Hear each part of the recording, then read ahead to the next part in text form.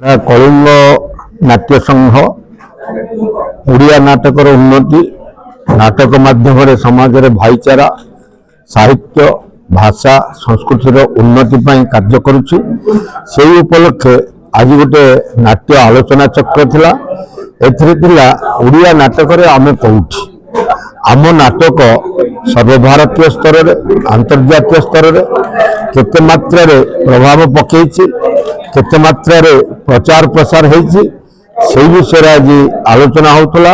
आमर विशिष्ट विधायक बाबू सिंह एवं माननीय विधायक आकाश दास नायक आउ आमर राजीव पाणी राउरकेलारू देवगढ़ आसते हेमंत महापात्र आउ आमर ढेंकानाल आसते दिल्लीश्वर महाराणा आउ अन्य मानक मध्य थिले पूर्ण मल्लिक आमर नरेंद्र मिश्र आउ प्रदीप विश्वाल आउ मुकुंद शतपथी विशिष्ट नाट्यकार नाट्य व्यक्तित्व माने तांकर वक्तव्य रखिथिले।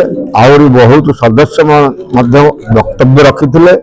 हमर निर्देश होला जे ओडिशा सरकार जेमि भाव रे खेलर उन्नति पई 4500 कोटी टंका रखिचंदी, किंतु संस्कृति विकास पई मात्र 250 कोटी टंका रखिचंदी।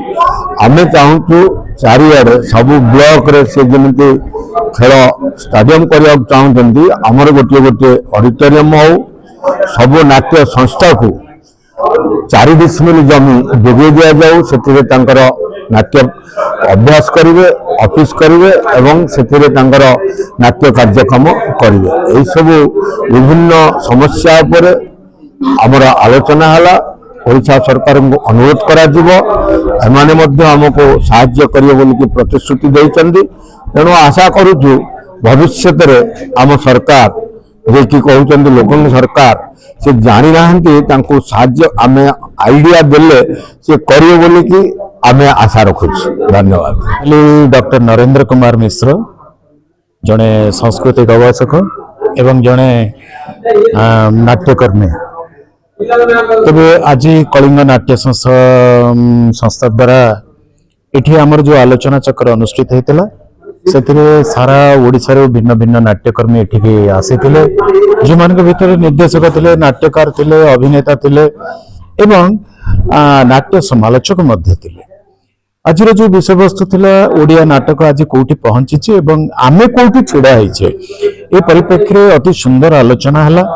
एवं आलोचना रे गोटे बड़ प्रश्न उठिला जे आमर सर्वभारतीय स्तर रे जो स्तर नाटक होउची आमर नाटक से प्रकार पहुंची पारु नाही। किंतु अन्य पक्षरे कहियो गले गुणात्मक दृष्टिकोण रु भिन्न भिन्न क्षेत्र रे आमे निजको प्रतिष्ठित करि पारिछु, किंतु हेई पारे वैषयिक दृष्टिकोण रु किंबा व्यावसायिक दृष्टिकोण रु आमर नाटक गुड़िक जे प्रकार हबा कथा ताहा हेई पारु नाही। एथि मुख्य कथा होछि अर्थर अभाव। जेतेबेले आमे कोनोसी गोटे पौराणिक नाटक करिबा, ऐतिहासिक नाटक करिबा, सेतिरे खर्च निश्चित भाव में अधिक। तेणु आमको यही अर्थ भावटा किसी परिमाण में विकलांग करुछि, किंतु आमर नाट्य प्रतिभा एभली अछि, आमर निर्देशक अछंती, अभिनेता अछंती, जो माने अभिनय द्वारा तांकर कार्य द्वारा नाटक को बहुत ऊपर को उठैछंती।